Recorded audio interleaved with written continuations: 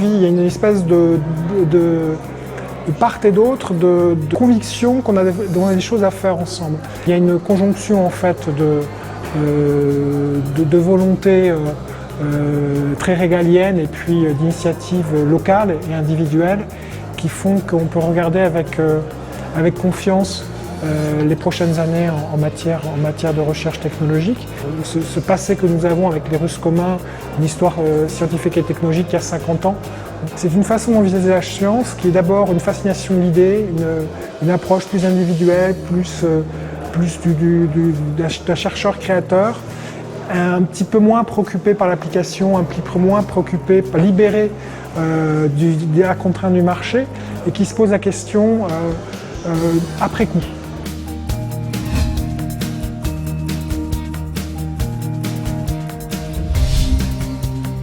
La Russie, en matière d'innovation, est un pays jeune, où les choses sont encore à construire, y compris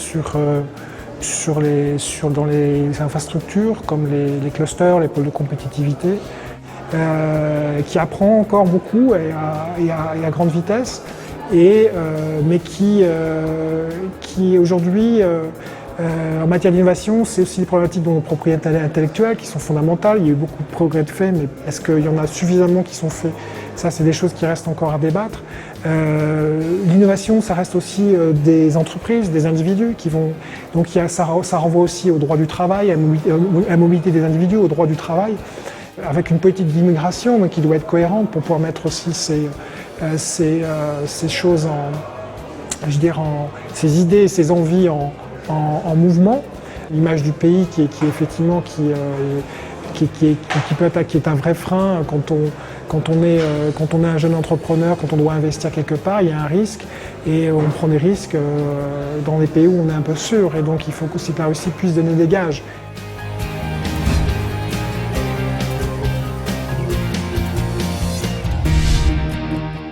Le réflexe, c'est toujours aller du côté de l'Europe.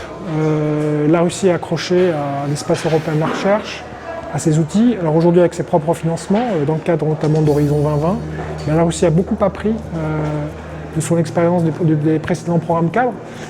Et aujourd'hui, la Russie a mis en place des dispositifs de financement qui sont clairs dans leur exécution pour pouvoir justement être associés à des programmes européens. Le deuxième volet, c'est Eureka. Alors c'est vrai que donc cette initiative non communautaire qui est plus ancienne, dont on fait les 30 ans cette année, qui est vraiment plus orientée business, plus près du marché que de l'idée.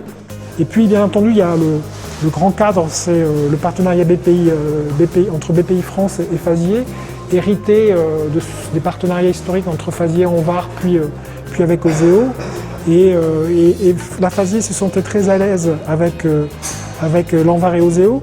Et aujourd'hui, BPI est quelque chose qui est beaucoup plus grand que la Fazier. Et il faut reconstruire un petit peu aussi ce partenariat, mieux le faire connaître. BPI France a ses priorités, mais en même temps, si des projets arrivent, les projets de cofinancement arrivent, s'ils sont bons, je pense que BPI France les regardera avec bienveillance.